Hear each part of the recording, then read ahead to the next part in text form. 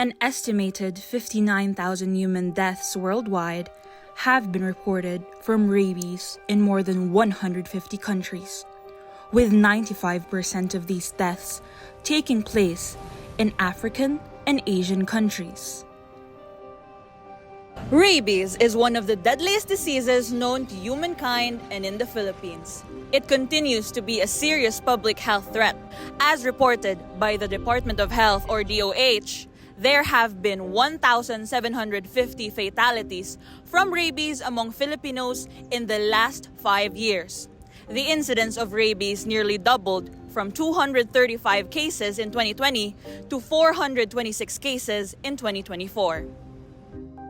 My name is Lizelle, and in this documentary, I will take you on a journey to understand the reality of rabies.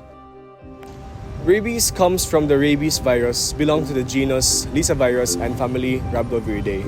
It's a dangerous disease that attacks the brain and nervous system. Most of the time, it spreads through the bite of an infected animal, usually a dog. It can also enter the body if infected saliva gets into an open cut or through the eyes, nose, or mouth. Upon entering the body through the bite of an infected animal, the virus moves through peripheral nerves to reach the central nervous system, which can result in fatal encephalitis or the inflammation of the brain if left untreated. Rabies develops step by step, and sadly, once the symptoms show, it's almost always deadly. The story of rabies stretches back to the 4th century BCE, when Democritus and Aristotle described rabid dogs and how they spread disease through bites. In 1804, George Zink proved that rabies could be transmitted through saliva, highlighting the danger of even a single bite. The late 1800s brought major breakthroughs. Louis Pasteur developed the first rabies vaccine and introduced post-exposure prophylaxis in 1885, while Dr. Adelchi Negri later identified Negri bodies in 1903 as a diagnostic marker of the disease.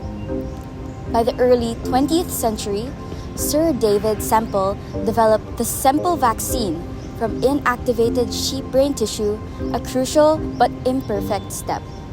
Later, Hilary Kaprowski introduced a safer version, paving the way for today's modern rabies vaccines. So here's a challenge. Rabies is almost impossible to detect early.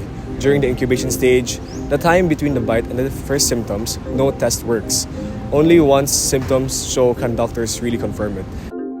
Today, scientists are exploring new ways to fight rabies. One promising approach uses human monoclonal antibodies like RVC20 and RVC58 that act like bodyguards, blocking the virus before it spreads.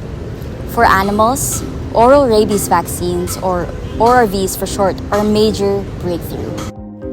From Aristotle's mad dogs to Pasteur's first vaccine, humanity's battle with rabies has spanned centuries. With vaccines, diagnostic tools, and new treatments, we have the power to end this ancient disease. To truly stop this disease, strong policies and community action are just as important. Today, we will talk to a government worker and help talk about government programs and how it impacts the lives of Filipinos. Here in the Philippines, we have the Rabies Act of 2007. It makes dog registration, vaccination, responsible ownership requirement. On the human post-exposure vaccines, the treatment are available for free at the government health center and through the National Rabies Prevention and Control Program. So we bring rabies education straight into the school, so even children learn how to protect themselves early on. Physicians, veterinarians, and communities all play a vital role. By working together under a One Health approach, we can achieve 0 by 30. Rabies is entirely preventable. With timely vaccination, post-exposure treatment, and community action, no life needs to be lost to this ancient, deadly disease.